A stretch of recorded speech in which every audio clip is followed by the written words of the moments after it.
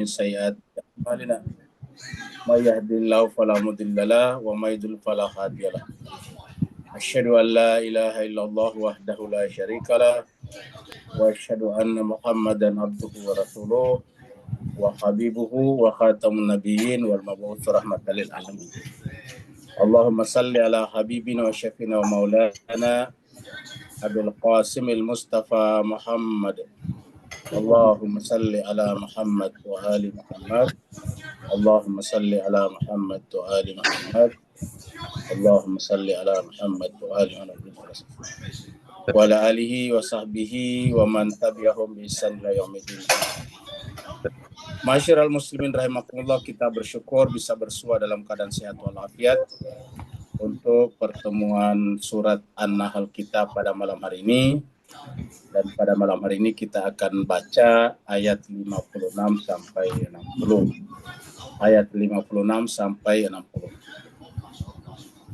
Yang ingin membaca kitab sucinya silakan buka surat 16 ayatnya 56 sampai 60. Kita masuk ke screen untuk membacanya bersama-sama.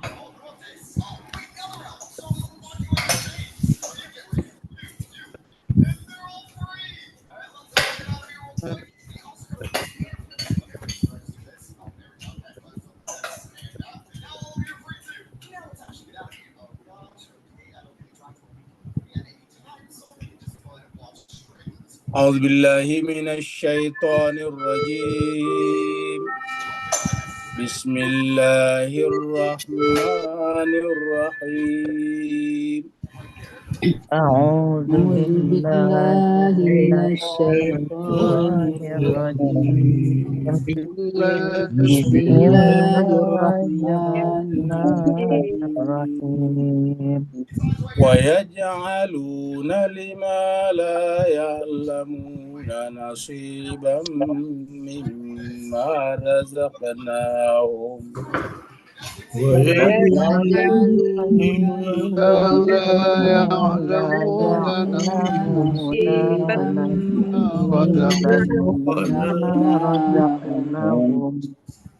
تالله لتسألن عما كنتم تفترون.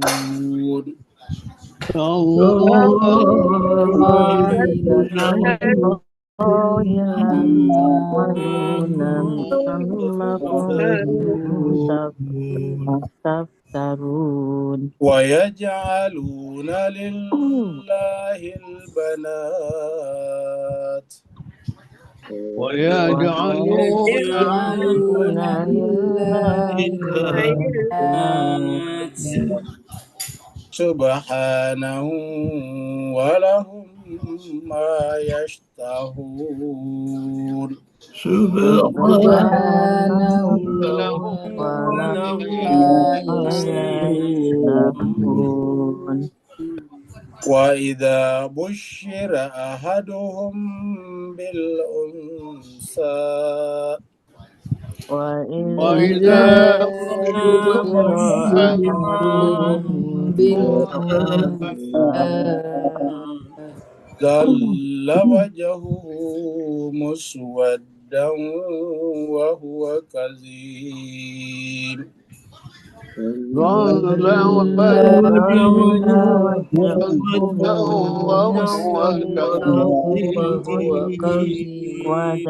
وهو كظيم. يتوارى من القوم من سوء ما بشر به.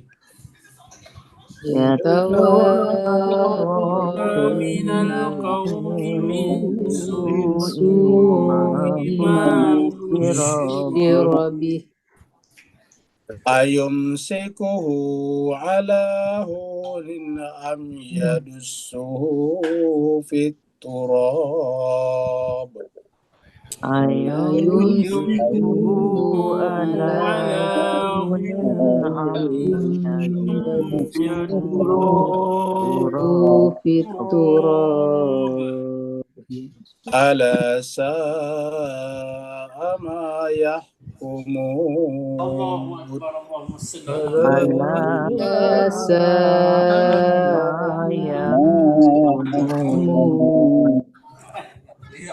Lilladzina la yu'minuna bil akhirati masalus saw.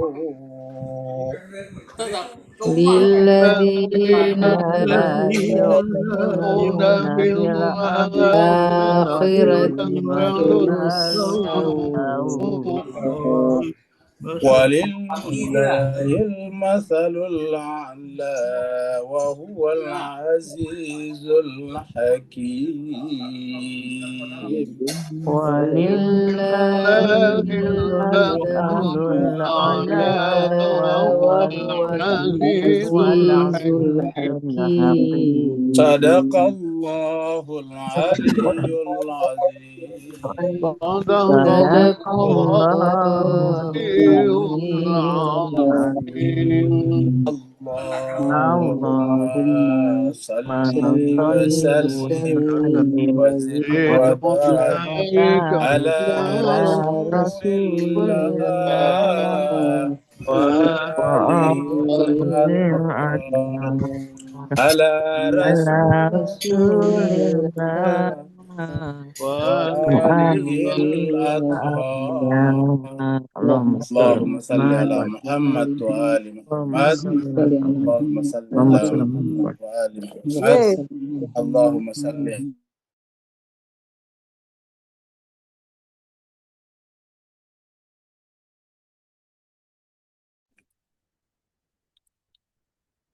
Jemaah sekalian dimanapun berada, terima kasih banyak telah ikut membaca ayat-ayat suci Al-Quran.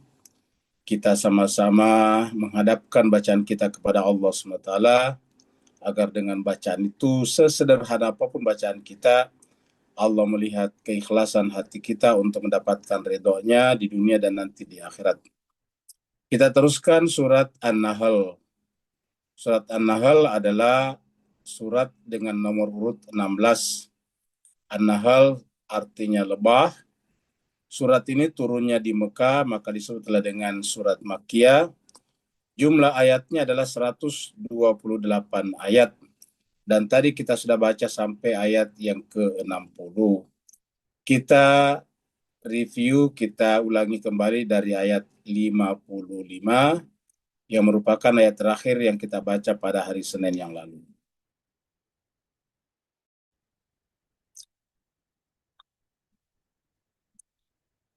Di ayat ini Allah SWT berfirman, A'udzubillahi minasyaitonirrajim, Bismillahirrahmanirrahim. Liyakfuru bima atainahum fatamatta'u fasawfa ta'lamun. Jadi mereka mengingkari kenikmatan-kenikmatan dari Allah SWT, sehingga apa yang terjadi kemudian, mereka kerjanya hanya bersenang-senang. Kenapa? Karena mereka tidak menganggap bahwa apa yang mereka dapatkan itu adalah bersumber dari Zat yang Maha Tinggi. Satu-satunya sumber yang dialamatkan padanya tentang apa yang diberikan kepada mereka itu adalah diri-diri mereka sendiri. Jadi mereka menganggap bahwa itu adalah hasil usahanya murni, sehingga kemudian mereka merasa berhak untuk bersenang-senang dengan itu semuanya. Fatamatta'u. Tetapi apa kata Allah? Fasawfa ta'lamun, niscaya kalian akan mengetahui bahwa apa yang kalian lakukan itu tidak benar. Dalam pengertian, kalau seandainya sesuatu itu sumbernya dari kita, maka dalam bersenang-senang itu pasti mendatangkan kepuasan. Tapi kita lihat kepuasan itu sifatnya sesaat, setelah itu melahirkan kegundahan. Kita teruskan dengan ayat baru, yaitu ayat 56. Jemaah sekalian, terutama yang di negara-negara seperti Indonesia, terutama di bagian tertentu seperti Bali, di Indonesia di beberapa tempat juga masih berlangsung. Orang mengeluarkan uang, membuat makanan dan sebagainya, lalu kemudian dibawa ke laut, dilarung, atau dibawa ke bawah pohon-pohon tertentu. Ini bukan hanya di Indonesia, tapi di beberapa negara ada kepercayaan seperti ini. Apa kata Allah? Wa yaj'aluna lima la ya'lamuna nasiban mimma razaqnahum. Jadi mereka ada juga, jadi tadi yang pertama, ayat 55, yaitu ada orang yang tidak mengalamatkan apapun yang mereka dapatkan kepada Allah, kepada Tuhan yang Maha Tinggi. Dan karenanya satu-satunya alamat yang mereka tuju adalah dirinya sendiri. maka karena apa yang mereka dapatkan adalah sumbernya dari dirinya mereka sendiri, ya mereka merasa berhak untuk melakukan apapun terhadap itu, dan karenanya juga merasa tidak bersalah kalau hanya digunakan untuk bersenang-senang saja. Wa yaj'aluna lima la ya'lamuna nasiba mimma razaqna. Tapi ada juga yang menjadikan apa yang mereka terhadap apa yang dia tidak ketahui mereka ketahui. La ya'lamuna, mereka tidak ketahui. Nasiban, bagian, mimma razaqnahum. Jadi artinya apa? Mereka membuat sesuatu kepada sesuatu yang sebetulnya mereka tidak ketahui, yaitu bagian. Artinya dari apa yang Allah berikan kepada mereka, rezeki di sini, kami berezekikan kepada mereka, mereka membuat bagian untuk sesuatu yang dia tidak ketahui kebenarannya. Seperti contoh tadi, memberikan berhala kepada laut. Maka mereka tidak bisa memastikan bahwa di sana ada yang mengambil barang itu. Fakta secara indrawi bahwa barang itu tidak ada yang mengambilnya. Coba kalau kita lihat orang bawa sajen di bawah pohon. Apakah buah itu ataukah barang itu, makanan itu menghilang? Kan tidak. Hanya dua kemungkinan, rusak, membusuk, atau diambil orang. Kan itu faktanya. Seperti tadi misalnya dibawa sesuatu ke lautan. Kita tidak pernah melihat bahwa di lautan itu tiba-tiba menghilang. Saya katakanlah ada dewa A, B, C, D yang mengambilnya. Tidak pernah terjadi. Satu-satunya fakta yang bisa kita saksikan adalah bahwa kalau barang-barang yang berharga itu dibawa ke lautan, maka kemudian dua saja kemungkinan, ada orang yang mengambilnya, memungutnya, memanfaatkannya, memakannya misalnya kalau makanan, atau yang kedua ya rusak begitu saja, tenggelam ke dalam laut, dasar laut. Cuma itu saja.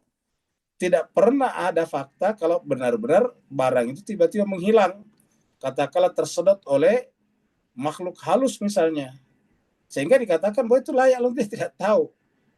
Kata-kata layak lamun di sini mereka tidak punya pengetahuan bahwa barang itu diambil oleh pihak yang dituju. Kan misalnya katakanlah kalau di Indonesia yang dituju misalnya adalah Ratu Pantai Selatan, atau yang dituju misalnya adalah Dewa Laut. Kan tidak ada fakta bahwa Dewa Laut mengambil barang itu. Tidak ada fakta bahwa Ratu Pantai Selatan muncul memakan barang itu. Nah, dalam Islam itu kalau kita misalnya bersedekah, ya niatnya untuk Allah, tetapi memang dimaksudkan untuk membantu orang.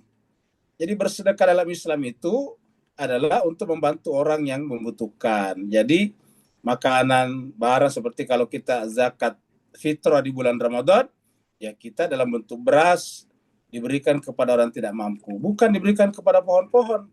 Karena kalau diberikan kepada pohon-pohon jelas tidak bermanfaat. Tapi kalau kita berikan kepada orang tidak mampu, ya pasti bermanfaat.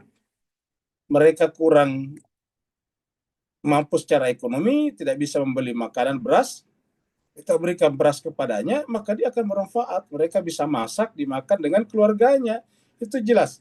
Efek sosialnya kelihatan. Efek biologisnya juga kelihatan. Orang terselamatkan dari rasa lapar.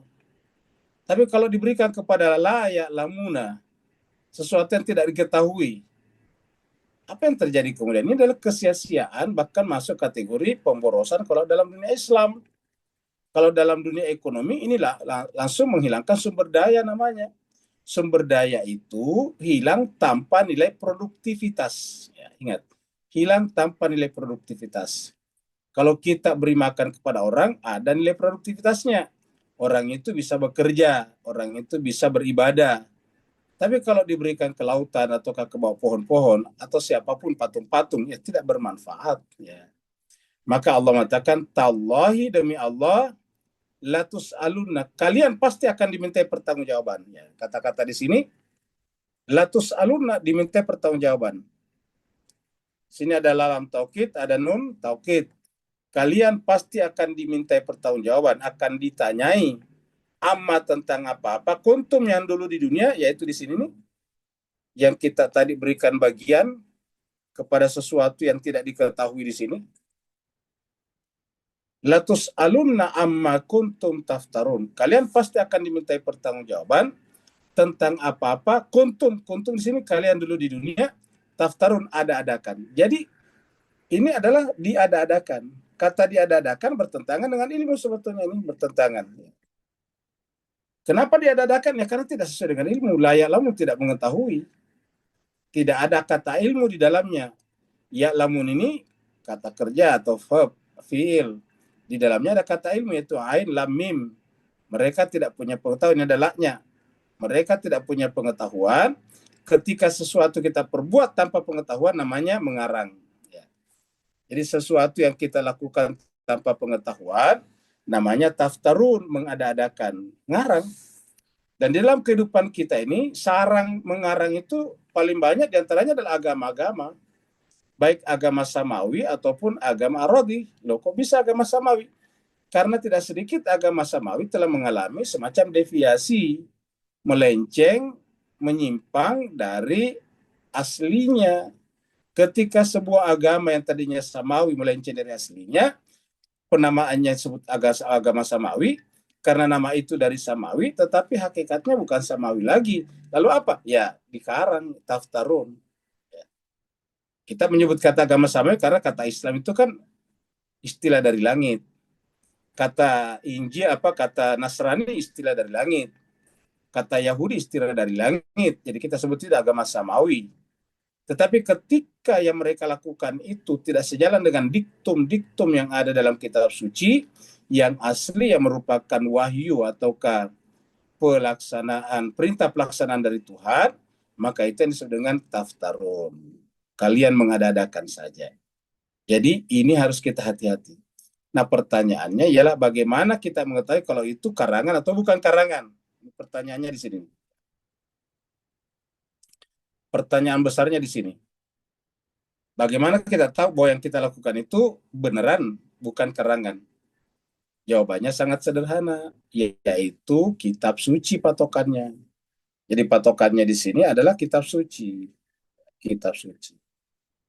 Jadi kalau sejalan dengan kitab suci, berarti bukan taftarun. Kalau tidak sejalan dengan kitab suci, taftarun. Jadi harus ada parameter. Kita sampaikan berkali-kali di tempat ini bahwa setiap perbuatan itu bisa dikatakan benar atau salah ketika dirujuk kepada parameternya itu. Ada parameter yang bersifat universal, yaitu akal pikiran. Ada parameter yang bersifat bagian-bagian atau bersifat khusus. Seperti contohnya misalnya Al-Quran. Paling tidak itu bersifat khusus kepada orang Islam. Walaupun sebetulnya Al-Quran untuk seluruh manusia, hudal linnas. Tetapi paling tidak untuk mengukur orang Islam, apakah tindakannya itu benar atau tidak, ya diukur dengan kitab sucinya, yaitu Al-Quran. Ya. Coba kita lihat ayat-ayat yang sekaitan dengan ini. Ini adalah surat 15, surat Al-Hijr. Ayatnya 96. Allah berfirman, alladzina yaj'aluna ma'allahi ilahan akhar. Orang-orang yang menjadikan bersama Allah atau di samping Allah ada ilah yang lain. Ada ilahan akhar, ada Tuhan lain selain daripada Allah. Apa kata Allah? Fasawfa ya'lamun. Pasti mereka akan mengetahui bahwa itu salah, itu tidak benar. Ya. Kapan mereka ketahuinya? Bisa berdasarkan perjalanan hidupnya yang terus-menerus melakukan perenungan, penghayatan, bisa juga setelah meninggal dunia. Mereka akan ketahui bahwa yang mereka ilahkan selain Allah itu pasti tidak benar, tidak memiliki substansi hakikat ketuhanan. Segala sesuatu selain Allah yang kita ilahkan, karena tidak memiliki substansi atau hakikat ketuhanan, maka yang dimilikinya adalah hakikat kemakhlukan, ciptaan. Ya. Maka dikatakan fasawfa ya'lamun. Niscaya mereka akan mengetahuinya kalau terus-menerus melakukan perenungan, tafakur, tadabbur, tafhim. Pokoknya selalu melakukan perenungan terus-menerus. Pasti nanti akan merasakan. Karena merenung itu adalah kita sebetulnya berusaha mempekerjakan akal pikiran kita dalam diam kita. Itu terenungan. Jadi dalam diam kita sedang sibuk memberlakukan atau menggunakan, memanfaatkan, mendayagunakan akal pikiran kita. Itu yang disebut dengan tafakkur atau berenung. Nah, maka Allah katakan fasawfa ya'lamun. Surat An-Nahl juga, nanti kita ketemu di ayat 93. Allah SWT berfirman, walau sya Allah, seandainya Allah mau, la ja'alakum ummatan wahidatan. Allah pasti akan menjadikan kalian umat yang satu. Jadi di satu pihak Allah menjelaskan bahwa agama yang benar itu hanya Islam. Inna dina indallah Islam. Tapi pada saat yang sama Allah mengatakan kita tidak boleh memaksa orang untuk semuanya jadi Islam, menjadi seragam. Kenapa? Karena Allah mengatakan seandainya Allah mau, la ja'alakum ummatan wahidatan. Kalau Allah mau, Allah menjadikan kalian umat yang satu. Sehingga apabila ada istri Nabi atau anak Nabi misalnya yang berbeda dengan nabinya, ataukah suami ataukah ayahnya, itu wajar. Kenapa? Karena yang bisa kita pahami daripada ayat ini adalah bahwa Allah memberikan kebebasan kepada setiap orang untuk menerima iman yang benar atau tidak. Kata-kata walau seandainya Allah menghendaki, bisa seragam. Umat wahidan kita artikan seragam, uniform.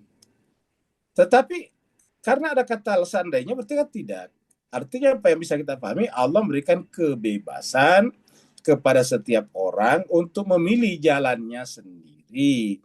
Toh tadi dikatakan setiap kalian latus alumna, kalian pasti akan dimintai pertanggungjawaban. Jadi setiap orang boleh memilih jalannya masing-masing. Cuma ada satu hal yang harus kita kasih catatan, yaitu apapun yang kalian pilih harus dipertanggungjawabkan. Walakin akan tetapi Allah berikan dua opsi ini. Yang mau tersesat silakan, yang mau dapat petunjuk silakan. Yudillu mayyasha wa yahdi mayyasha. Allah membiarkan tersesat orang yang mau tersesat dan memberikan petunjuk bagi orang yang mau tersesat, yang mau mendapat petunjuk maksudnya. Ya, kata-kata sya kita artikan kepada Allah di sini karena orang itu adalah memilih kesesatan.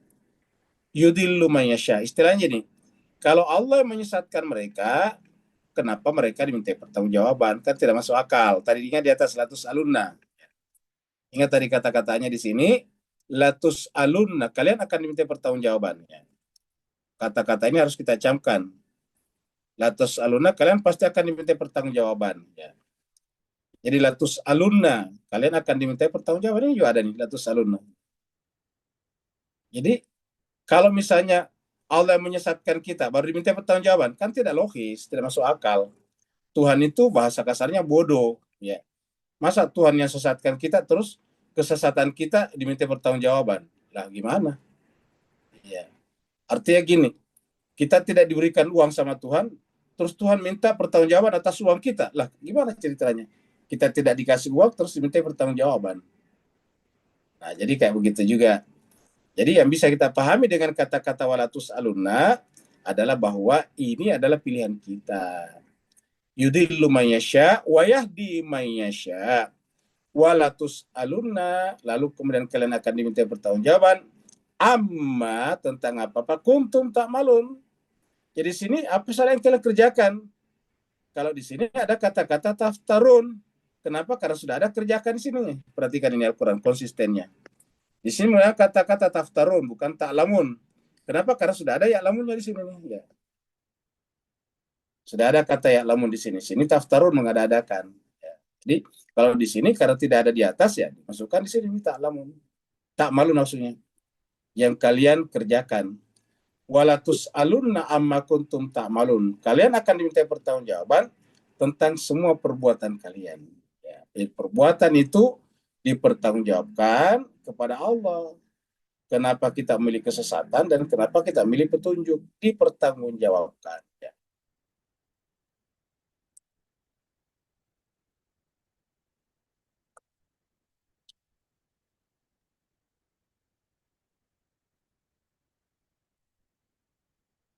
Wa yaj'aluna lillahil banati subhanahu wa lahum ma yashtahun. Jadi mereka bahkan menganggap Allah itu punya anak, anaknya perempuan. Ini sebagian kepercayaannya. Jadi jangan bayangkan seperti ini hanya berlaku pada Nasrani yang sering dibicarakan dalam Al-Quran. Ini juga berlaku pada beberapa kepercayaan yang menjadikan anak-anak Tuhan itu ada, yaitu perempuan. Wa yaj'aluna lillahil banat. Jadi artinya begini jemaah sekalian. Ini kan sebetulnya berbicara tentang falasi ya, kesalahan berpikir. Kalau mereka menetapkan bahwa Allah itu bukan manusia, bukan hewan, berarti kan tidak berjenis kelamin, bebas gender kan? Kalau Allah itu mereka tetapkan dia tunggal dan dia berbeda dengan makhluknya, dan kita tahu bahwa dalam makhluk pun juga yang berjenis kelamin itu laki perempuan kan cuma manusia, hewan, manusia dan hewan.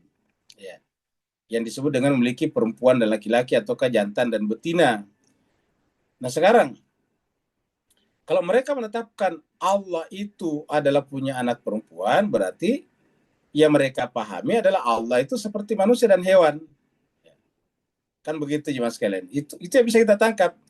Kalau mengatakan tidak, nah tetapi dia mengatakan anak Tuhan di sini, berarti mereka falasi, salah, menyimpan dalam memahami Allah.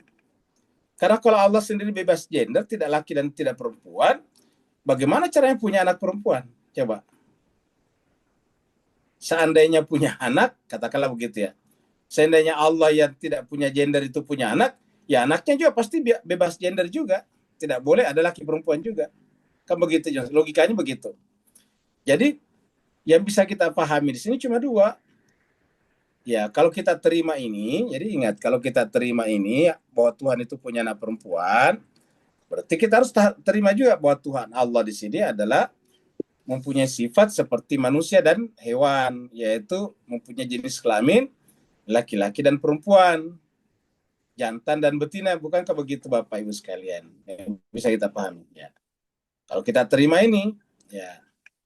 Kalau kita tidak terima ini, ya, otomatis kita mengatakan bahwa Allah itu disalahpahami, kan begitu. Kalau kita terima ini, berarti Allah sama dengan kita. Kalau tidak diterima ini, berarti adalah ini salah pahami kan? Oh, bukan anak perempuan, berarti salah pahami ini. Ya. Jadi tidak ada benarnya.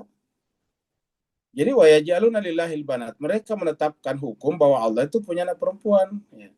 Makanya jawaban Allah singkat saudara. Subhanahu, maha suci Allah. Kenapa maha suci Allah? Allah itu terbebas dari apapun juga yang bisa kita bayangkan. Karena semua yang kita bayangkan itu adalah dibayangkan atau diketahui sebelumnya dari makhluk. Apapun yang kita bayangkan itu kita ketahui sebelumnya dari makhluk. Misalnya tadi jantan dan betina kita bayangkan atau kita ketahui dari hewan-hewan. Laki perempuan kita ketahui dari manusia. Ya. Positif negatif kita ketahui dari listrik. Ya. Jadi semua yang kita bayangkan, tangan kita ketahui dari manusia dan hewan. Kaki kita ketahui dari manusia. Jadi selalu dari makhluk kita bayangkan itu. Makanya dikatakan subhanahu wa suci Allah dari keserupaan dengan makhluk. Ya. Jadi kata-kata subhanahu di sini bisa kita setarakan dengan pernyataan bahwa Allah itu adalah laisa kamitslihi syai'un. Allah tidak punya sesuatu yang bisa diserupakan dengannya. Laisa kamitslihi syai'un. Allah tidak punya sesuatu yang bisa diserupakan dengannya. Ya. Jadi makan. Walahum ma yastahun. Dan bagi mereka yang memiliki sifat seperti mensifatkan Allah seperti ini, ma yastahun. Ya. Maksudnya mereka memilih sesuatu yang mereka sukai. Ya. Bagi mereka cari yang sukai. Artinya apa mereka sukai? Mereka sukai laki-laki. Karena di kalangan masyarakat Arab atau yang paternalistik biasanya laki-laki. Ya. Jadi mereka menganggap itu ya anak mereka, ya cocok bagi mereka laki-laki itu. Tuhan berikan perempuan. Jadi yang buruk diberikan kepada Tuhan, yang baik diambil sama dia. Jadi kan ini menunjukkan bahwa mereka tidak suka Tuhan. Karena kalau mereka suka Tuhan, harusnya diberikan yang terbaik. Sedangkan yang terbaik bagi mereka laki-laki. Ketika ada perempuan dikasih Tuhan. Nah, kan begitu. Jadi, ulangi, kalau mereka perempuan kasih Tuhan. Kalau laki-laki didapatkan, diambil oleh mereka. Nah, itu pandangan mereka ya, karena mereka berangkat dari pandangannya. Makanya kita katakan tadi, begitu menggunakan kata banat di sini, berarti pasti kemungkinan pertamanya adalah terjadi bias gender kan? Ya. Artinya bahwa Tuhan itu dianggap bergender juga, dan gender ini adalah bias, yaitu yang laki-laki terbaik bagi mereka dan diambil sedangkan yang perempuan buruk dikasih Tuhan, seperti itu. Iya. Nah, sehingga apa yang terjadi kemudian? Hakikatnya tidak mencintai Tuhan. Karena kalau kita mencintai sesuatu diberikan yang terbaik. Ya, seperti itu. Nah, jadi inilah kekacauan-kekacauan berpikir. Makanya kalau kita belajar Al-Quran itu yang pertama diperbaiki sebetulnya cara berpikir. Karena yang menentukan perbuatan manusia benar salah cara berpikirnya. Makanya Al-Quran berkali-kali menyuruh kita berenung. Apa yang kita renungkan? Cara berpikir kita. Karena perbuatan kita, tindakan kita itu muncul dari cara berpikir kita. Tidak akan ada perbuatan yang baik kalau cara berpikir tidak baik. Tidak ada perbuatan yang buruk kalau cara berpikir tidak buruk. Mulai dari cara berpikir, mindset. Ya. Makanya pada saat kita men-setting mind kita, harus kita perbaiki. Nah, Al-Quran itu memulai dari mindset. Makanya untuk men-setting pemikiran kita dengan cara belajar dan belajar, maka ayat pertama turun Iqra. Ya. Karena kalau settingnya dari awal salah, ya salah selama-lamanya. Ya. Kita misalnya membuat apa saja dalam dunia digital sekarang. Kalau settingnya salah, ya salah semuanya. Makanya dimulai dari settingannya harus diperbaiki. Ya. Maka dikatakan walahu mayastahun. Kita lihat di sini. Surat As-Saffat, surat 37 ayat 149. Ya. Allah berfirman, fastaftihim. Fastaftihim. Maka istaftih, tanyakanlah kepada mereka Muhammad. Istiftah itu adalah meminta pendapat, ya, meminta fatwa, meminta pendapat. Istaftihim. Jadi mintalah pendapat mereka Muhammad. Ya. Jadi kata tanyakanlah bisa juga, tapi sebetulnya mintalah pendapat mereka, tanyalah pendapat mereka. Ali rabbikal banatu walahumul banun. Maksudnya coba kamu renungkan, minta pendapat mereka dengan hasil renungannya. Ali rabbika, apakah adil, apakah masuk akal? Kalau untuk Tuhanmu kau berikan anak perempuan yang kamu tidak suka, walahumul banun, sedangkan untuk kamu anak laki-laki. Ya, kamu gitu. Nanti kita lihat ayat berikutnya di surat An-Nahl tadi, bahwa begitu tidak sukanya mereka anak perempuan, kalau ketahuan anaknya perempuan itu merah padam wajahnya. Jadi Tuhan mengatakan apakah fair, apakah adil, apakah benar untuk Tuhanmu kau berikan yang paling buruk menurut kamu, dan untuk kamu adalah untuk yang paling baik. Cobalah minta ini, coba kita semua merenungkan. Kalau kita berpendapat Tuhan itu adalah di atas segala-galanya, tentu kita selalu melakukan yang terbaik untuk Tuhan, perbuatan terbaik, perkataan terbaik, pikiran terbaik. Tetapi begitu sampai pada anak dikasih yang paling buruk dalam pandangan mereka. Ya. Sedangkan untuk mereka al-banun, anak laki-laki. Cobalah minta mereka Muhammad. Fastafti malibikal banun. Kemudian ini adalah surat Saba. Allah berfirman, wahila bainahum wa baina ma yastahuna kama fu'ila bi asyaihim min qabl. Nanti pada akhirnya apa yang terjadi? Orang akan terhalang dari apa mereka inginkan. Wahila, dan dihalangilah antara mereka dan apa yang mereka inginkan. Ya. Jadi artinya apa mereka inginkan itu tidak dapat. Misalnya mereka menganggap bahwa dengan laki-laki mereka dapat lebih banyak rezeki atau apalah. Mereka buktikan bahwa tidak selamanya seperti itu. Ya. Anak perempuan dianggap buruk, dibunuh nantinya atau di apa. Buktinya juga tetap malapetaka datang pada kehidupan mereka. Jadi akan bahwa kejadian yang menimpa mereka itu tidak terkait dengan laki dan perempuan. Ya.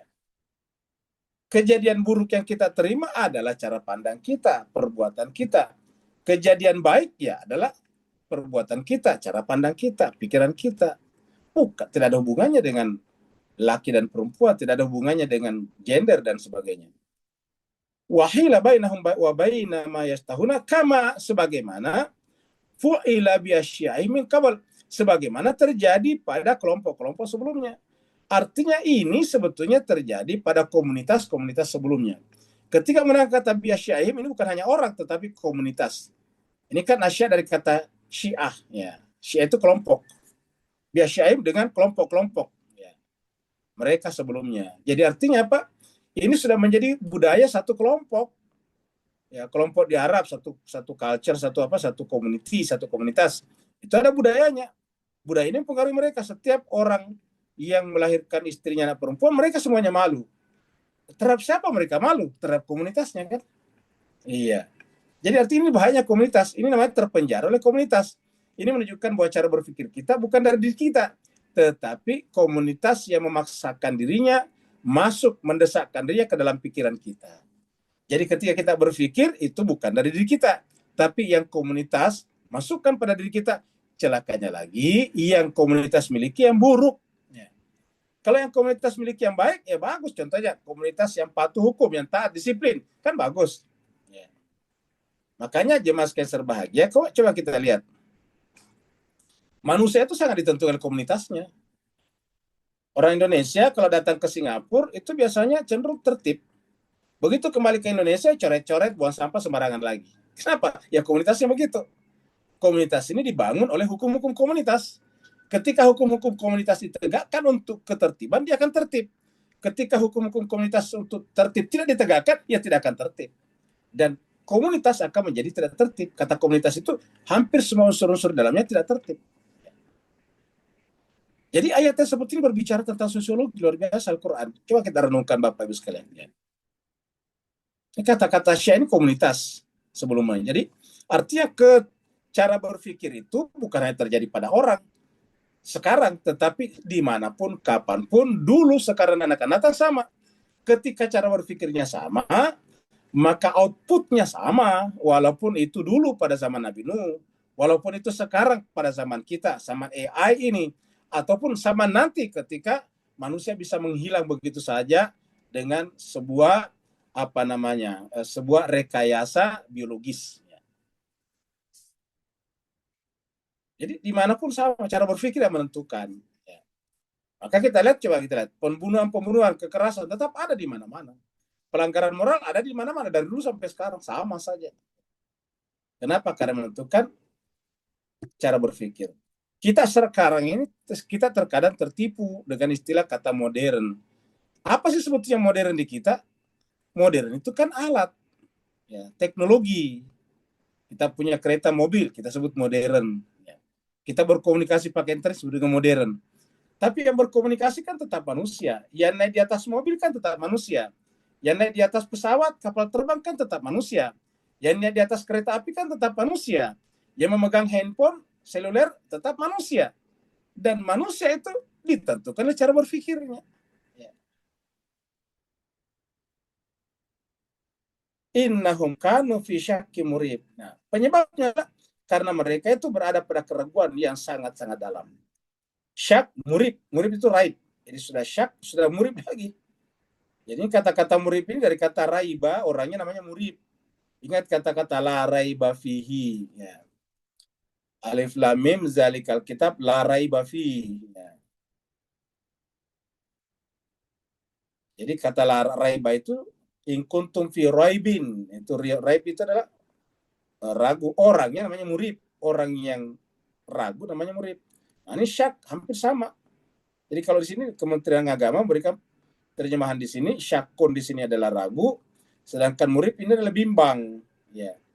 Kalau diterjemahnya di sini adalah keraguan yang mendalam, karena dianggap ini pengulangan saya sebetulnya dari sini. Fi syakin murib. Ya. Jadi syak ini sudah menjadi kita, syak wasangka, murib ini belum menjadi bahasa kita. Yang ada adalah dalam Al-Quran raib. Ya. Jadi artinya apa? Mereka itu berada dalam keraguan yang benar-benar membuat mereka bingung. Kita artikan keraguan yang membingungkan mereka. Jadi kalau ragu membingungkan orang. Nah inilah jemaah sekalian berbahagia, indahnya Al-Quran berbicara seperti ini.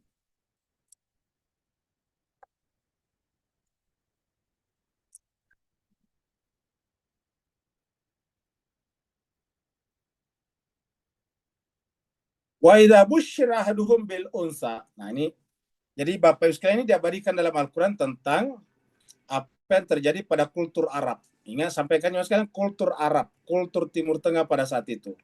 Mungkin sampai sekarang juga masih ada efek-efeknya. Masih ada aroma-aromanya, masih ada pengaruh-pengaruhnya. Yaitu kultur bias gender. Ingat, bias gender. Ya.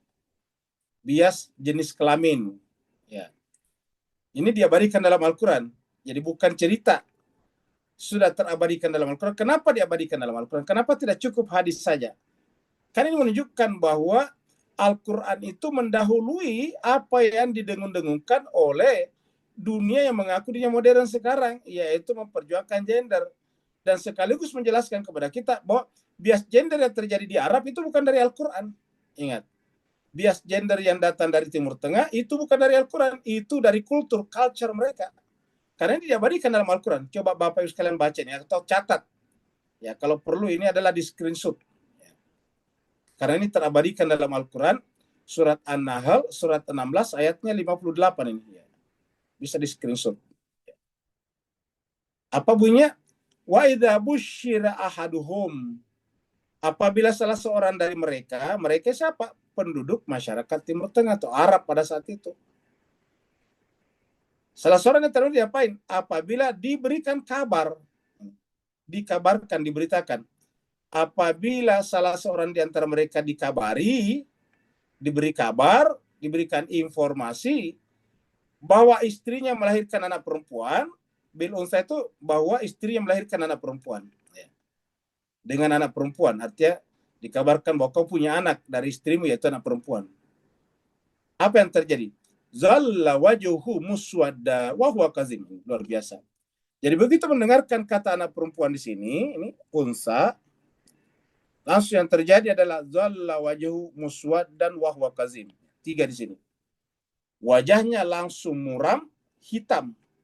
Kata-kata zalla sebetulnya diartikan muram itu adalah, ini bukan jadilah. Zalla di sini sebetulnya adalah, Bapak Ibu kita pernah ikut bahas di sini tentang bayangan. Bayangan itu zal. Makanya kan bukunya Said Qutb yang terkenal itu adalah Fi Zilalil Quran. Ya.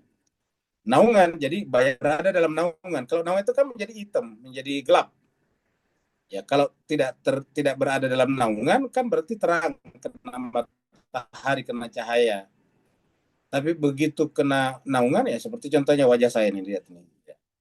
Itu dia tuh. Nah, naungan dari tangan saya, tapi kalau saya lepaskan dia kan terang. Tapi begitu saya simpan tangan saya di atas ini melindungi cahaya kan langsung redup kan begitu, langsung muram. Ya, ingat ya nih. Ya, itu beda sekali kan? Ya. Yang kena cahaya ini, yang kena apa namanya? Yang kena bayangan tangan itu kan menjadi hitam nih, muswada. Ya. Jadi zal itu naungan. Ini adalah hitam. Ya. Jadi ulangi lagi. Apabila salah seorang di antara mereka penduduk Arab atau penduduk Timur Tengah diberikan kabar tentang istrinya melahirkan anak perempuan al-unsa, maka dhalla wajhu muswada, maka wajah, kita mulai dari sini, wajahnya, hu-nya ini kembali kepada ahaduhum kan satu nih, salah satu, maka wajahnya itu langsung menjadi muram. Zalla kita artikan muram seperti tadi nih, menjadi gelap. Zalla itu muram, muswada dan hitam, langsung muram dan hitam. Muram durja, zalla wajhu muswada, wahwa kazim, dalam sambil marah. Kita artikan tadi sambil marah. Wawnya di sini kita artikan waw hal, sambil dia marah. Jadi dia wajahnya langsung muram, hitam, dalam keadaan marah. Kazim itu marah. Jadi marah. Jadi zalla wajhu muswadda wa huwa kazim. Wajahnya langsung muram, hitam, dalam keadaan marah. Bayangkan. 3 kata-kata di sini. Ya. Ini adalah kata-kata pertama, kata-kata kedua, kata-kata. Maksudnya kata yang negatif, ini kan negatif semuanya. Muram,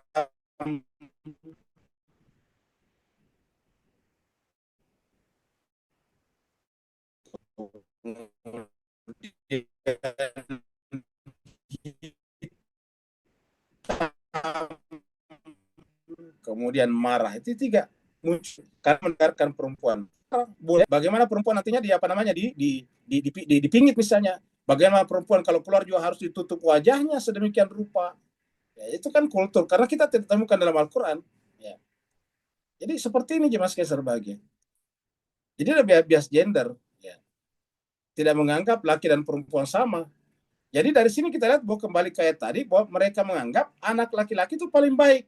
Kalau dikabarkan anak laki-laki senangnya luar biasa. Anak perempuan langsung seperti ini. Jadi begitu buruknya image, pandangan, stigma mereka tentang perempuan. Dan tentu ini masih ada turunan-turunannya sampai sekarang. Masih ada sampai sekarang. Walaupun sudah berlalu 1400 tahun. Sampai sekarang kita menyaksikan itu. Coba kita lihat di sini. Ini kita lihat, ini ada juga di tempat lain surat Az-Zukhruf ini. Surat Az-Zukhruf surat 43:17. Jadi 2 kali dalam Al-Quran. Ini kurang lebih sama nih. Jadi ini bisa di screenshot juga. Ini surat Az-Zukhruf suratnya 43 ayatnya 17. Ini sama nih, ya ini. Wa idza busyira, apabila dikabarkan, ahaduhum, artinya apabila salah seorang di antara mereka dikabarkan atau diberikan kabar, ya. Aslinya itu sebetulnya busyira, kabar gembira, ya. Tapi mereka tidak menyambutnya gembira. Karena kita sama, dhalla wajhuhu muswadda wa huwa kadzib. Jadi ekornya sama nih, ya. Jadi wa idza busyira ahaduhum, apabila salah seorang di antara mereka diberikan kabar gembira ataukah kabar, ya, bahwa istrinya melahirkan anak perempuan, bima daraba lil rahmani masalah, diberikan kabar bahwa dia punya anak seperti anak yang ditujukan kepada Tuhan Allah. Kan tadi kita katakan untuk Allah perempuan, untuk dirinya laki-laki.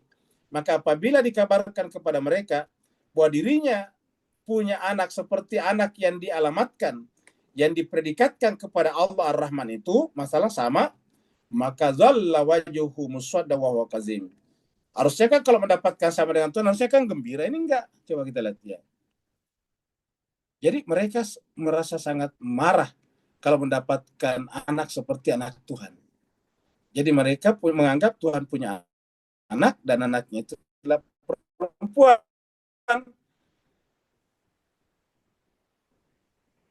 Sebaliknya anaknya mereka yang disuruh Tuhan, pemarahnya luar biasa.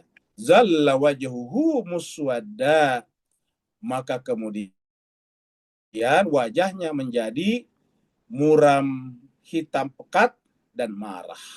Zalla wajhuhu, ya, muswaddan wa huwa kazim, maka wajahnya tiba-tiba menjadi hitam pekat dan marah. Zalla, ini diabadikan 2 kali dalam Al-Quran.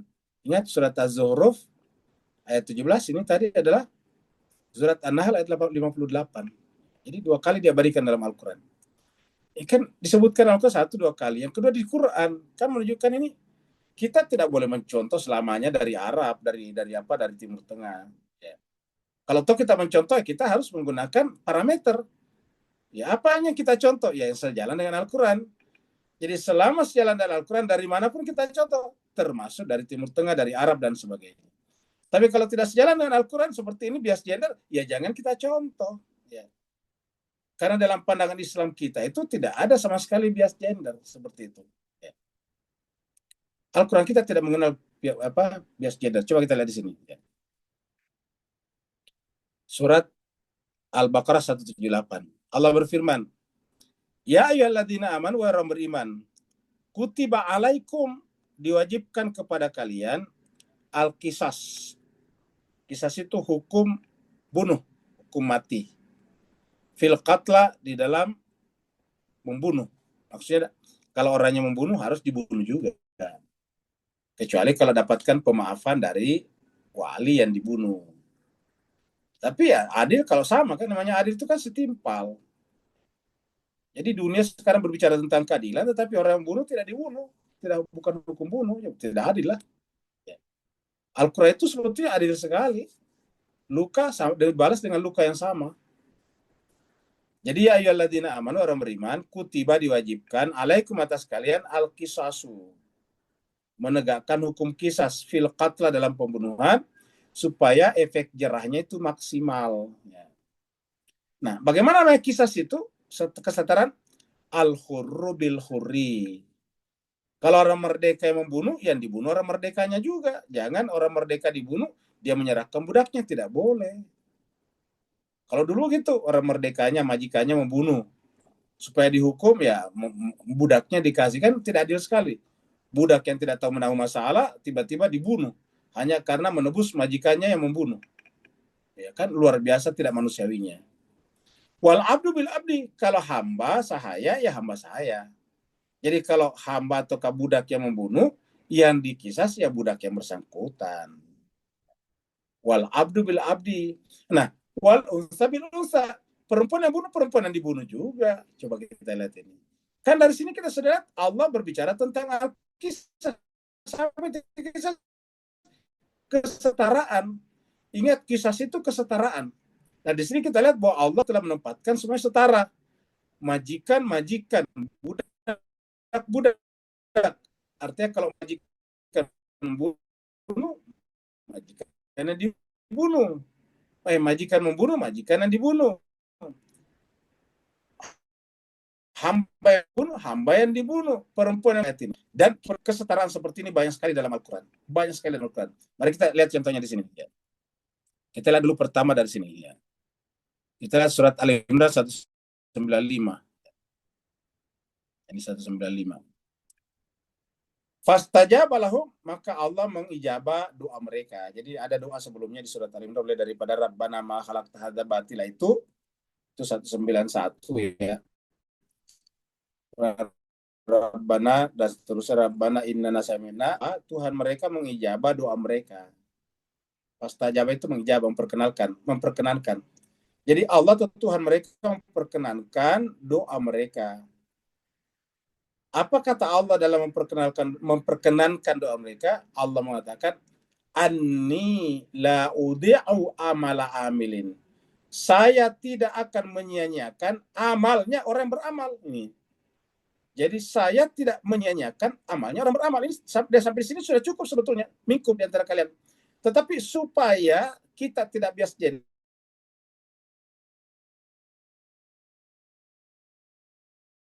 disampaikan tidak akan menyanyiakan amal-amal perbuatan kalian atau amalan di antara orang beramal dari kalian, baik laki-laki ataupun perempuan.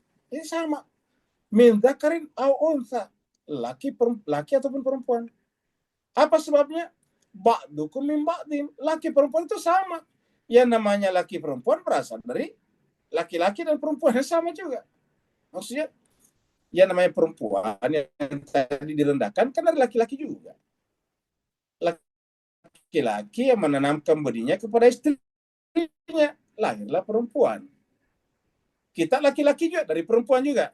Kita laki-laki ini adalah dari darah daging ibu kita. Ayah kita hanya menyumbang satu sel di dalam rahim ibu kita. Lalu kita lahir dengan bobot, dengan berat 3 kg, semuanya dari darah daging ibu kita. Jadi kita laki-laki dari perempuan ibu kita. Kalau kita perempuan, kita dari ayah kita, laki-laki. Luar biasa Al-Quran. Jadi Islam tidak perlu dikuliahi tentang bias gender oleh negara-negara barat. Mereka itu baru mengenal sekarang.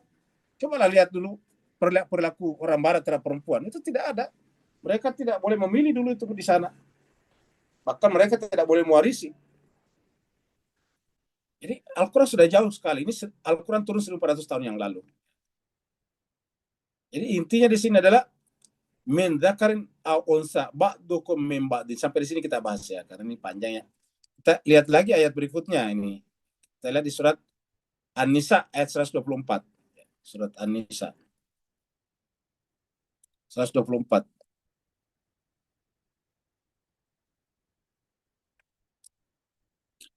Ingat surat An-Nisa surat 4 ya 124 yang 124. Wa may ya'mal minas solihati, siapa saja yang melakukan amal saleh, min dzakarin au unsa, laki-laki ataupun perempuan. Laki-laki ataupun perempuan, wa huwa mu'minun, dan dia mukmin, dianya maksudnya laki atau perempuan itu mukmin. Ingat kalau di sini man, maka kata gantinya itu huwa, dhamirnya harus huwa. Jadi huwa di sini tidak berarti bahwa laki-laki, tapi semua kata man dhamirnya harus huwa. Kalau walaupun ada perempuan di sini tetap huwa di sini. Wa may ya'mal minas solihati min dzakarin aw unsa wa huwa mu'minun, asalkan dia mukmin, faulaika, maka mereka itulah, siapa mereka? Laki dan perempuan yang beramal saleh, yadkhulunal jannah, akan masuk surga. Coba kita lihat. Jadi laki dan perempuan kalau beramal saleh, dia pasti masuk surga. Jadi tidak ada istilah laki-laki saja masuk surga, perempuan di neraka. Makanya di ceramah-ceramah sebagian ustaz juga bias gender juga. Apa kata mereka? Dia katakan mayoritas penghuni surga neraka adalah perempuan. Coba.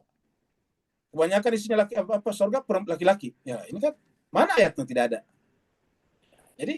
Jadi artinya apa? Memang bias gender ini juga diperparah oleh sebagian ustadz atau ulama. Makanya kita katakan tadi, setiap ada ceramah dari mana atau informasi tentang agama tertentu harus di-reverse ke kitab sucinya. Kitab suci menjadi patokan parameter, bukan ustadznya, bukan ulamanya, bukan apa kata ulama, bukan kila wakila. Ini Al-Quran bilang nih, siapa saja yang beramal saleh dari laki-laki dan perempuan dan dia mukmin, maka mereka itu adalah masuk surga. Bapak Ibu yang saya berbahagia, Tuan dan Puan, adakah amal saleh yang lebih besar, yang bisa disamakan, yang bisa dibandingkan, yang bisa melebihi apa? Wanita yang melahirkan. Jawabannya tidak ada. Tidak ada. Misalnya kita mengatakan jihad fisabilillah. Bisakah ada orang berjihad jalan Allah kalau tidak dilahirkan sama ibunya? Jawabannya tidak bisa. Jadi mujahidin atau mujahid itu hanya bisa berjihad apabila dia dilahirkan oleh ibunya. Jadi tidak ada amalan yang paling mulia yang melebihi kemuliaan ketinggian daripada melahirkan. Sedangkan di sini kan ada kata-kata siapa saja beramal saleh, ya. Selama dia mukmin, maka faulaika yadkhulunal jannah. Mereka akan masuk surga. Selain Allah mengatakan kata yadkhulunal jannah, ada kata-kata wala yuzlamuna naqira.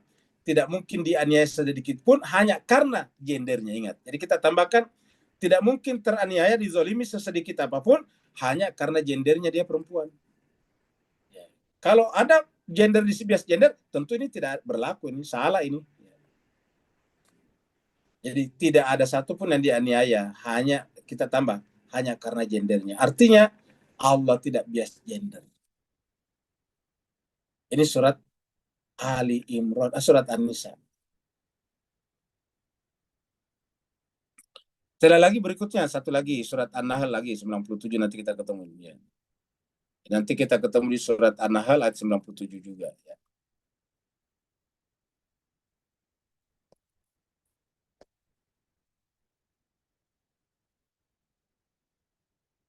Sini Allah berfirman, man amila salihan, siapa yang beramal saleh, min dzakarin, laki-laki, au unsa ataupun perempuan, wa huwa mu'min, selama dia mukmin, falanuhyiyannahu, kami pasti akan memberikan kehidupan kepadanya, hayatan thayyibah, kehidupan yang suci. Coba lihat. Kita artikan ini di dunia nih. Kalau tadi kan di akhirat.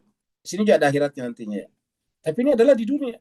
Jadi laki ataupun perempuan, selama dia itu beriman, falanuhyiyannahu hayatan thayyibatan.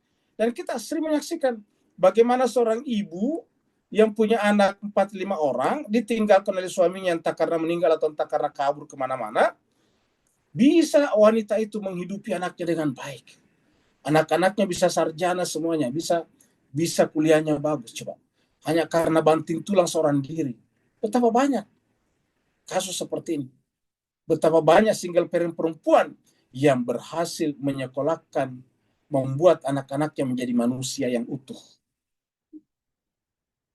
Ya, janji Tuhan, man amila solehan min dzakarin aw unsa, siapa saja yang beramal saleh, laki-laki ataupun perempuan, wa huwa mu'min, selama dia mukmin, falanuhyiyannahu, kami akan menghidupkan, memberikan kehidupan kepadanya, hayatan thayyibatan, kehidupan yang suci yang baik. Wala najziyannahum, ini akhirat ini.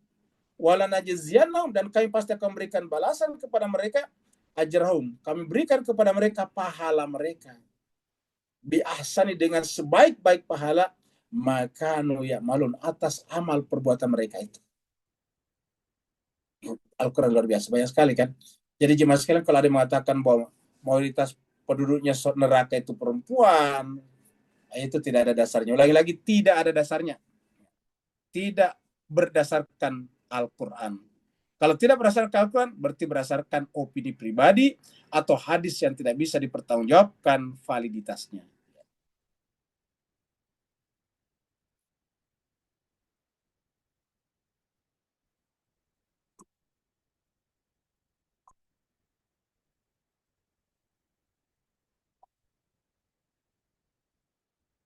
Yatawara minal qaumi min su'in ma busyira bihi. Mereka benar-benar malu luar biasa. Kita artikan saja malu. Sedemikian malunya dari kaumnya sampai dia menyembunyikan, menutup wajahnya seperti seperti burung onta. Ya. Kalau dia malu, tenggelamkan wajahnya ke dalam pasir. Yatawara minal qaumi min su'.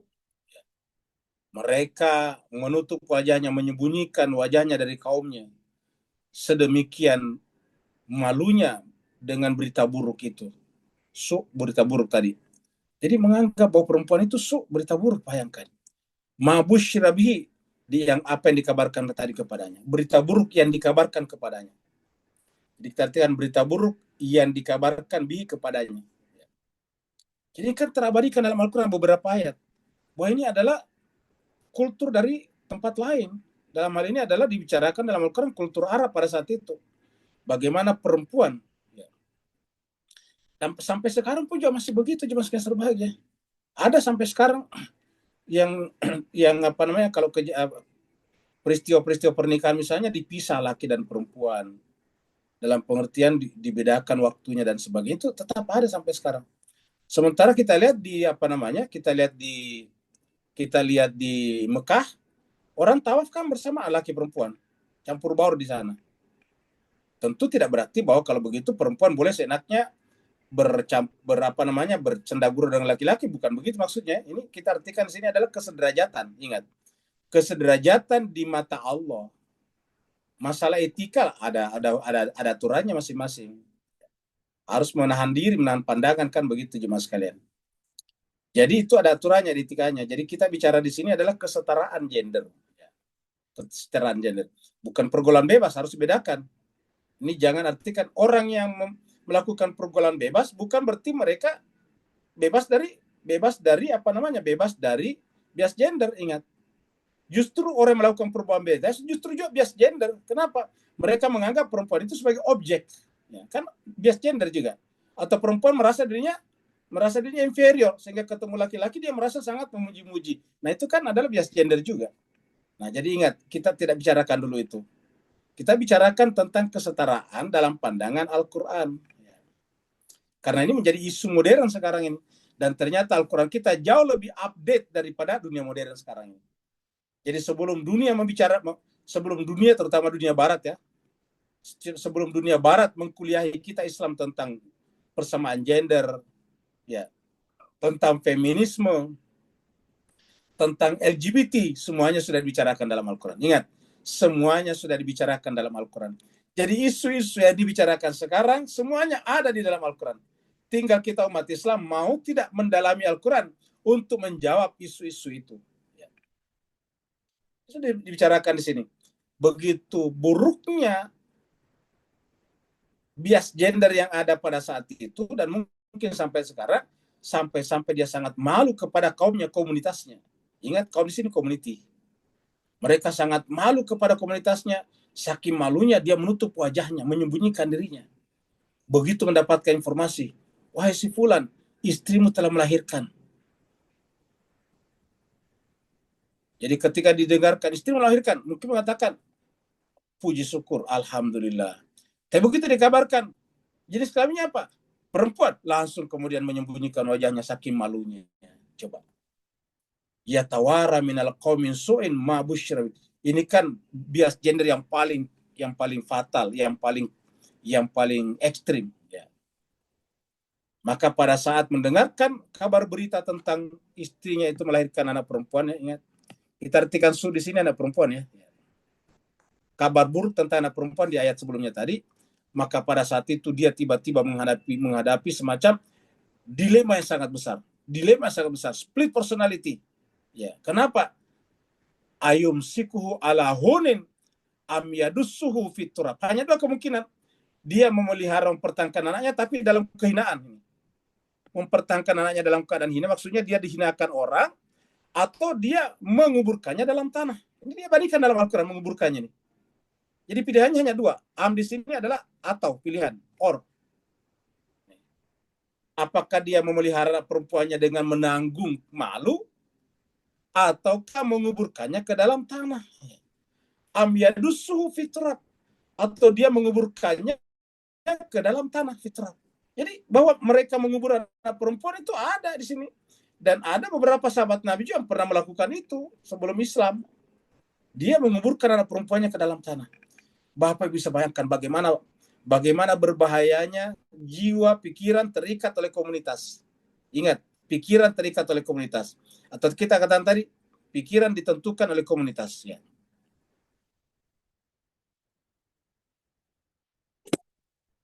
Ini baterai saya kok lowbat ya. Boleh lihat dulu ya. Ternyata tidak masuk ini. Itu baru. Nah, jadi baterainya tadi ternyata tidak masuk nih baru. Nah, jadi jemaah sekalian kita teruskan lagi ya. Jadi mereka mengalami dilema yang sangat luar biasa. Apakah memelihara anak perempuannya dengan hina, dengan kehinaan, atau menguburkannya ke dalam tanah?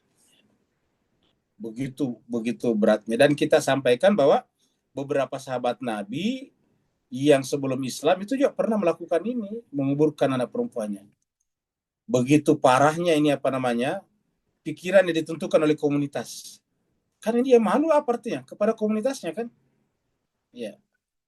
Jadi bukan perempuannya, bukan anak perempuan yang membawa masalah, tetapi komunitas pandangan, cara pandang. Ya, ini adalah cara pandang komunitasnya. Nah, untuk menyenangkan cara pandang komunitasnya, dia rela melakukan kejahatan yang luar biasa, yaitu menguburkan anak perempuannya dalam tanah atau selamanya menanggung rasa hina. Bayangkan. Karena perempuan kan tidak membawa kehinaan, tidak membawa malapetaka, tidak membawa apa-apa. Perasaan yang muncul dari komunitas. Ya. Jadi berbahayanya kita terikat oleh komunitas ini. Makanya salah satu penjara yang sangat berbahaya itu adalah penjara komunitas. Salah satu tanda orang merdeka itu adalah bisa melepaskan diri dari persepsi komunitasnya. Ya. Jadi kita memilih sesuatu ya karena memang benar menurut kita. Walaupun salah menurut komunitas. Ya. Tidak ada masalah. Kita harus mengkonstruk diri kita sendiri, mindset kita. Jadi main kita disetting sendiri.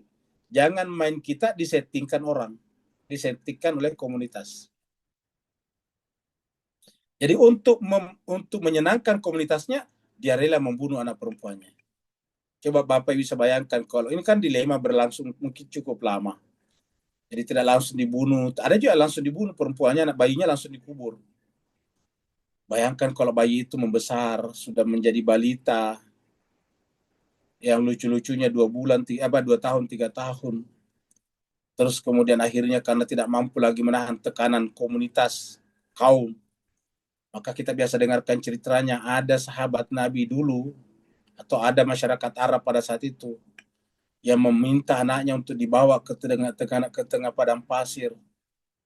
Ya, kemudian sampai di padang pasir, ayahnya menggali lubang. Ya, kemudian anaknya bertanya dengan polos, "Wahai ayah, untuk apakah ayah menggali lubang itu?" Coba yang ayahnya karena sedih juga, tapi kesedihannya dikalahkan oleh komunitasnya, pikiran komunitasnya. Ya, maka kemudian dia tidak berkata apa-apa atau dia berbohong, "Wahai anakku, kita akan menanam pohon di sini." Ternyata setelah lubang itu cukup dalam, anaknya diminta masuk ke dalamnya. Anaknya dengan lugu masuk ke dalamnya. Setelah anaknya masuk ke dalamnya, dia cepat-cepat menguburkannya dengan cara luar biasa. Dan itu terjadi bukan sekali dua kali, banyak kejadian seperti itu diberikan dalam Al-Quran. Begitu rusaknya sistem komunitas pada saat itu. Ya. Jadi kita artikan apa? Islam itu bukan dari Arab, Islam itu dari Al-Quran. Karena kalau dari Arab ya begini juga. Islam itu bukan dari suatu komunitas tertentu. Islam bukan dari Arab, Islam bukan dari Eropa, Islam bukan dari Indonesia, Islam bukan dari Eropa, dia dari Afrika. Islam dari mana? Dari Al-Quran. Al-Islamu Al-Quran. Laisal Islam bidunil Quran.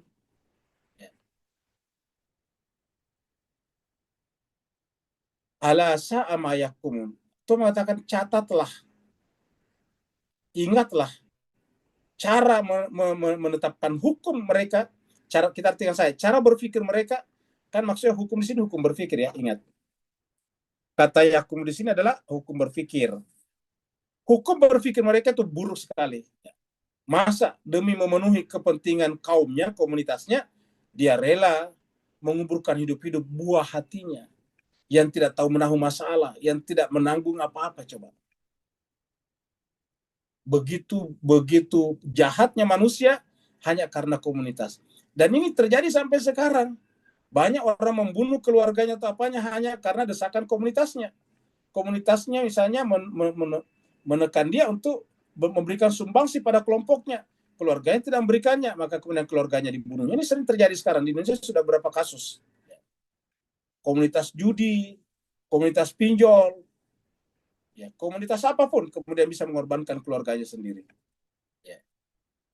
Itu yang mengorbankan, belum lagi dengan yang pelanggaran hukum. Demi memenuhi pertemanannya, dia rela mengorbankan adab-adabnya dengan keluarganya. Seperti itu. Demi memenuhi keinginan pertemanannya, kemudian dia mengorbankan kepentingan ikatan-ikatan perkawinannya. Banyak yang seperti itu jemaah sekalian. Sa'amayakum, alangkah buruknya cara berpikir mereka. Jadi artinya apa jemaah sekalian? Ini berbahaya sekali apabila mindset kita ditentukan oleh komunitas kita. Komunitas kita komunitas dugem, komunitas kita komunitas terbiasa bergaul bebas, komunitas kita terbiasa tidak mengenal batas laki dan perempuan. Akhirnya kita masuk ke sana ya sama juga. Kenapa? Karena kita dihukumi oleh kaum kita, bukan pikiran kita. Jadi inti daripada ayat ini adalah bahayanya bahayanya main pikiran apabila ditentukan oleh komunitas apapun juga. Jangan bayangkan tadi cuma pinjol saja dengan judul, bukan. Pinjol bagi Bapak sekalian dari Singapura itu singkatan dari pinjaman online. Judul singkatan dari judi online-nya. Jadi saya singkat karena biar cepat, dan juga di Indonesia sudah populer itu pinjol, pinjaman online. Judul judi online, apa namanya, online gambling, gambling online. Nah, jadi jemaah sekalian berbahagia, sa'amayakum, alangkah buruknya cara berpikir mereka.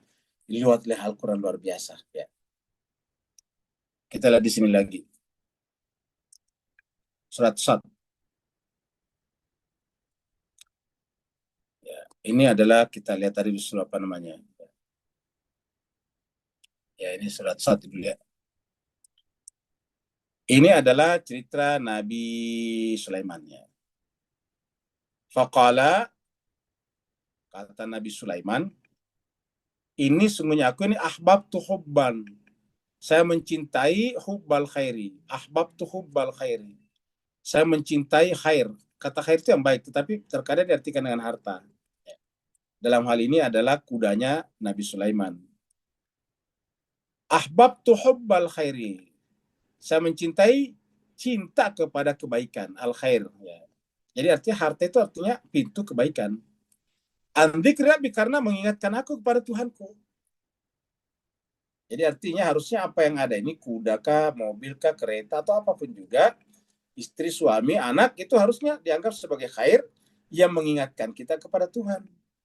Dia bukan Tuhan, tapi mengingatkan kita kepada Tuhan karena mereka adalah tanda ayat Allah. Jadi apapun yang kita saksikan di alam kehidupan ini adalah seharusnya andzikri Rabbi, mengingatkan kita kepada Tuhan. Nah, lalu apa maksudnya di sini? Hatta tawarat bil hijab. Ini dalam beberapa terjemahan ini agak timbul kebingungan. Ya. Hatta sampai tawarat. Tawarat itu artinya apa? Ya. Tertutup, tersembunyi. Tadi kita sudah ketemu tadi ya tawara di atas. Ya. Ada tadi ya tawara di sini. Di mana itu ayat ini ya tawara nih. Sembunyi nih. Ya. Sampai tersembunyi dengan hijab. Lah, apakah Tuhan tersembunyi dengan hijab? Nah, di sini sampai dikatakan sampai matahari terbenam. Lebih parah lagi, sampai matahari terbenam. Ya. Dari mana kok tiba-tiba disimpulkan matahari terbenam? Tersembunyi hijab. Ini kan dengan hijab, bil hijab. Nah, kalau menurut saya Bapak Ibu sekalian ya, yang fakir ini coba memahami begini, bahwa kecintaan kepada harta itu harusnya menjadi perantara untuk cinta kepada Allah. Ya. Jadi cinta harta itu hanya perantara saja, jalan, tanda tadi, alamat untuk sampai kepada Allah. Nah, kalau kita sudah sampai kepada Allah, maka tertutuplah kita kepada harta. Nah, gitu. Jadi begitu kita sampai kepada keindahan Tuhan itu menjadi hijab untuk melihat keindahan benda-benda. Jadi begitu kita sampai kepada keindahan Allah, maka terhijablah kita dari keindahan benda-benda. Tidak ada lagi benda atau apapun yang indah di mata kita, karena yang indah hanya Allah. Hatta tawarat bil hijab. Hatta tawarat bil hijab. Sampai tertutup dengan hijab. Ya. Jadi cahaya Allah itu menjadi hijab kita untuk melihat lagi cahaya benda-benda. Sebagaimana kalau kita di siang hari, maka pelita yang kita nyalakan di malam hari menjadi tidak penting lagi. Di malam hari kita butuh pelita. Dian. Tapi begitu matahari terbit, dian itu kita tidak perhatikan. Tidak tergantung pada dian lagi kan? Kenapa? Karena sudah terang benderang dengan matahari. Artinya Pak, matahari ini menjadi hijab bagi kita untuk melihat terangnya pelita. Pada saat matahari belum muncul, kita menganggap pelita itu paling terang. Tapi begitu matahari terbit, maka kemudian kita terhijab dari terangnya matahari untuk melihat terangnya pelita atau dian. Kalau begitu apa fungsinya dian? Mengantarkan kita kepada siang. Kita butuh dian di malam hari karena gelap untuk sampai kepada pagi. Andzikri Rabbi, untuk sampai kepada pagi. Begitu pagi muncul matahari telah terbit, maka kemudian kita tidak butuh dian lagi. Kenapa? Matahari sudah cukup dan mencakup segala-galanya dan melebihi terangnya dengan lampu apapun juga. Am hasibal ladina ya'maluna sayati an yasbiquna sa'ama yahkumun. Apakah orang-orang yang berbuat buruk itu termasuk tadi yang menguburkan anaknya hidup-hidup? Ya, menyangka an yasbiquna, mereka bisa mengelabui kami. Kita artikan mengelabui kami, Tuhan. Kata-kata mendahului artinya mengelabui. Kami tidak lihat. Jangan sampai mereka berpikir seperti itu. Kalau mereka berpikir bahwa perbuatan buruk mereka, kejahatan mereka bisa mereka kelabui kami, maka sa'amayakum, seburuk-buruknya apa yang mereka hukumin ini. Cara berpikir lagi di sini. Jadi di sini adalah tentang teologi, ini tentang ma'rifatullah.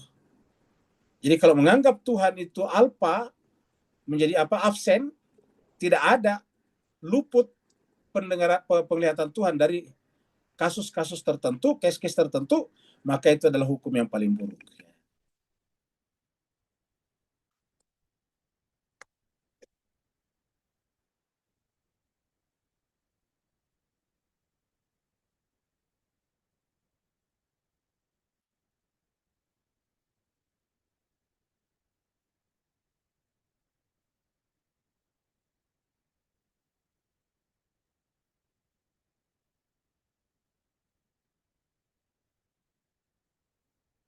Coba lihat orang-orang tidak beriman tadi.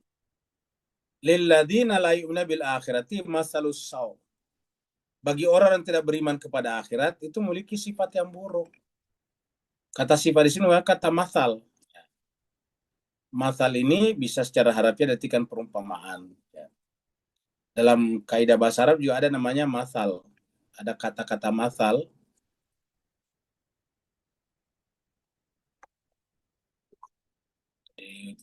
Baterainya tidak masuk lagi ya kita dan.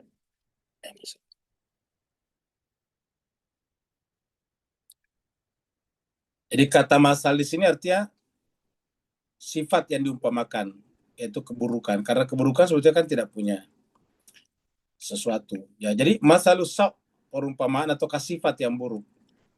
Jadi orang-orang yang tidak beriman kepada akhirat pasti memiliki sifat buruk seperti contohnya tadi. Itu kan tadi minuman-minuman keras itu. Siapa yang tambah minumannya kalau tadi bola pingpong itu jatuh ke dalam gelasnya. Gelas itu harus dihabisi sekali teguk. Ya, nanti mereka teler dan sebagainya. Ya begitulah hidup mereka bersenang-senang. Al-Quran mengatakan lilladzina la yu'minu bil akhirat, orang-orang yang tidak beriman kepada akhirat, masalus sau'i, sifatnya buruk. Sebaliknya orang beriman kepada Allah, kata lillah di sini adalah kita artikan orang beriman kepada Allah. Ini kan beriman kepada akhirat. Apa la yu'minu bil akhirat. Nah, sedangkan lillah Allah itu memiliki al-masalul ala. Jadi orang beriman kepada Allah juga harus memiliki sifat yang tinggi, akhlak yang tinggi. Walillahil masalul a'la. Kepunyaan Allah itulah al-masalul a'la, yaitu sifat yang paling tinggi. Kita bisa terangkan tentang makna masal, tapi karena waktu kita terbatas, kita cukupkan bahwa masalah adalah sifat. Wahuwal azizul hakim, dan dia Allah maha perkasa lagi maha bijaksana. Kita lihat di sini surat An-Najm. Allah berfirman, innal ladzina la yu'minuna billahi, sama tadi. Sungguhnya orang-orang yang tidak beriman kepada hari akhirat, la yusammunal malaikata tasmiyatal unsa. Jadi orang tidak beriman kepada akhirat dengan seenaknya memberikan nama kepada malaikat itu dengan nama perempuan. Jadi lagi-lagi bagaimana bias gendernya kepada perempuan, sampai malaikat pun diberi nama perempuan karena mereka tidak suka kepada malaikat, mereka tidak beriman ini. La yusammuna, mereka pasti akan beri nama al malaikat dengan nama perempuan. Apa kata Tuhan? Wa ma lahum bihi min ilm. Cara berpikir mereka tidak berdasarkan ilmu. In yattabi'una illa zon. Apa yang mereka ikuti hanyalah dugaan, zon, asumsi. Inna zon, sementara sesungguhnya zon itu la yughni minal haq, tidak memberikan apa-apa terhadap kebenaran. Syai'a sesedikit apapun juga. Surat Ar-Rum. Wa huwallazi yabda'ul khalqa tsumma yu'iduh. Dialah Allah yang memulai penciptaan dan kemudian mengulanginya. Wa huwa, dan bagi Allah ahwan, mulai gampang bagi Tuhan itu. Walahul masalul a'la, dan milik Allah adalah al-masalul a'la fis samawati wal ardh. Artinya di langit dan di bumi Allah itu adalah merupakan puncak hierarki kesempurnaan. Al-masalul a'la ini. Wa huwal azizul hakim, dan dia Allah maha perkasa lagi maha bijaksana. Nah, mudah-mudahan jemaah sekalian ini bisa bermanfaat bagi kita. Tapi seperti biasa, sebelum kita berdiskusi, mari kita lihat dua hadis berikut ini. Kita kasih judul hadis ini, cara menyikapi berhala dan dosa. Cara menyikapi berhala dan dosa. Ini adalah dari Abu Hurairah. Mengatakan, qala Rasulullah sallallahu alaihi wasallam, Rasulullah bersabda, man halafa, siapa yang bersumpah, faqala fi halfihi, man halafa faqala fi halfihi wallati wal uzza, siapa yang bersumpah dan dalam sumpahnya dia katakan demi Lata dan Uzza, maka apa kata Nabi? Falyaqul, hendaknya mengganti dengan kata la ilaha illallah. Jadi tidak ada ilah selain Allah, jadi tidak ada Lata, tidak ada Uzza. Jadi harus diganti dengan demi Allah jadinya. Kenapa? La ilaha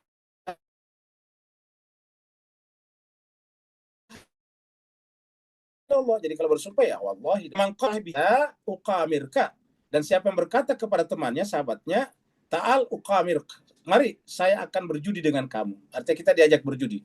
Apa artinya berjudi? Dua kemungkinan, bisa kita kalah, dia bisa kalah juga. Kalau kita kalah, uang kita diambil sama dia. Kalau kita menang, uang dia kita ambil. Nah, itu kan dua kemungkinan. Kata Tuhan, itu kan probabilitas dan salah. Maka lebih baik kalau memang kan siap kalah, berarti siap memberikan uangnya. Lebih baik faliyatasadak, langsung aja bersedekah. Faliyatasadak. Jadi orang berjudi harusnya lebih bersedekah saja. Karena berjudi itu kan probabilitasnya kalah besar, apalagi judi online. Judi online itu 99% probabilitasnya kalah. Kenapa? Karena aplikasinya sudah disetting untuk tidak mungkin menang itu para pemain. Ada menang 1-2 orang, semakin banyak orang masuk. Jadi 99%-nya kalah. Nah, artinya apa? Siap kehilangan uangnya. Kata Nabi, lebih katakan faliyatasadak, mari saya bersedekah kepada kamu. Artinya daripada main judi, lebih bersedekah. Imam Bukhari nomor 4482. Hadis berikutnya kita kasih judul sorga bagi yang memperlakukan anak perempuan dengan baik. Jadi tadi bagaimana orang-orang Arab pada saat itu, Arab Jahiliyah, memperlakukan perempuan. Nah, ini jawaban Nabi di sini. Ini Rasulullah bersabda di sini.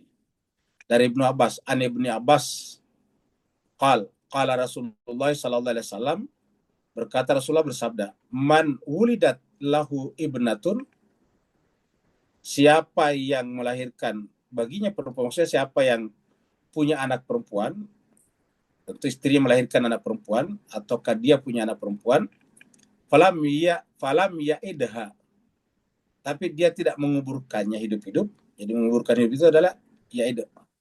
Falam ya'idha, dan dia tidak menguburkannya hidup-hidup.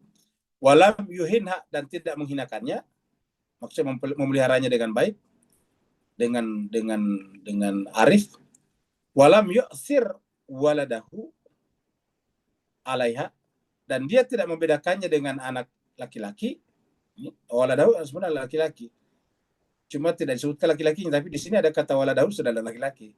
Maka dipertegas, yakni adzakar, yakni laki-laki. Maksudnya dia tidak membedakan anak perempuannya dengan anak laki-lakinya. Ya, ingat cuma sekalian, tidak boleh membedakan. Dan di masyarakat kita masih ada seperti ini, membedakan anak laki-laki dan perempuan. Kalau anak laki-laki disekolahkan tinggi-tinggi, anak perempuan tidak. Cukup kata dia. Kenapa? Karena nanti dia menikah juga. Nah, ini salah. Kata Nabi di sini, ya, yaitu walam yu'thir waladahu, tidak membedakan anaknya.